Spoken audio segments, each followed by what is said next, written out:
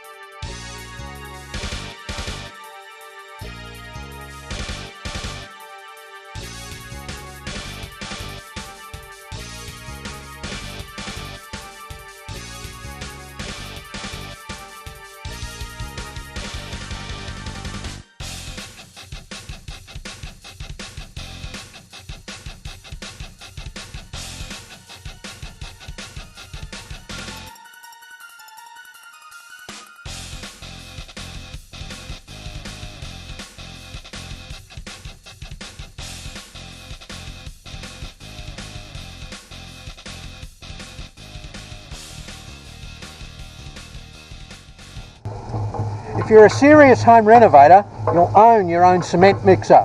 Here's a tip to make it last years.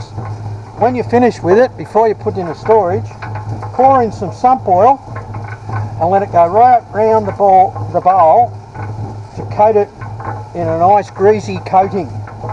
And then when that's finished going around, turn the bowl upside down and let the excess drain away. That'll keep that bowl rust free. Do the same thing with your wheelbarrow and it'll last for decades. I bought this wheelbarrow in 1975. One of my dogs has chewed one of the handles when he was a pup, but this is the original tub. 40 years. This has had more concrete mixers and cement mixers through it than you've had feeds that matches. 40 years. Incredible. I finished pouring the table drain, but if I just connect it directly to a pipe, there's a very high risk that the silt off the side of this hill will very quickly clog that pipe. I could scratch build a pit here and make it from a slab with bricks and so forth, but for $7.50, why wouldn't you put in a plastic one? Got to make sure, obviously, it's below the table drain dish, and I've got to cut holes in the box to allow the pipes into it. Drainage is probably one of the most neglected areas of housing development. People tend to trust the builders with it, and by the time the builders get to the end of making the house, they're not all that worried about levels and stormwater drains. So if you're ever building a house, pay particular attention to stormwater drainage and your levels in your yard, and put your drainage in early in the piece rather than after the house is built. One of the first jobs I did in this house build was to put a double ag pipe drain covered in gravel behind the front wall of the house to take the subsurface water away from the basement. I'll need to put a pipe where this stormwater pipe is to get rid of that water. So I put a junction point into the drainage pit that will take that as well as the water off the table drain. And that's the exit there. This is now ready to pour.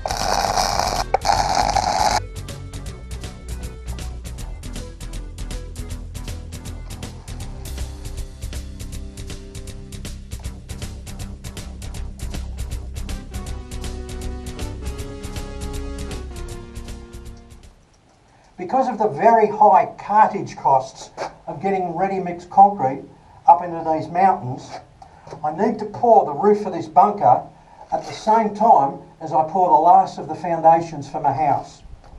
I put this timber in place yesterday to hold the rib steel sheeting that's supposed to go across from one bunker wall to the other to hold the concrete roof while it's being poured. But I've just costed it, and there's no way I'm going to leave over $680 worth of steel sheeting in a concrete roof in a bunker that I'll hardly ever go in. I chased second-hand sheeting, but all I could find was rusty stuff in Sydney 3.5 hours away. So instead, I'm going to use this yellow tongue and pine timber for my formwork, because I can reuse this in the building of the house floor. No wastage, and the added advantage that I can drop my concrete 50mm within the walls of the bunker, lowering the whole slab and giving me more room above the concrete to fit the joists for the veranda decking outside the front door. But to do that, I've got to remove this and redo it.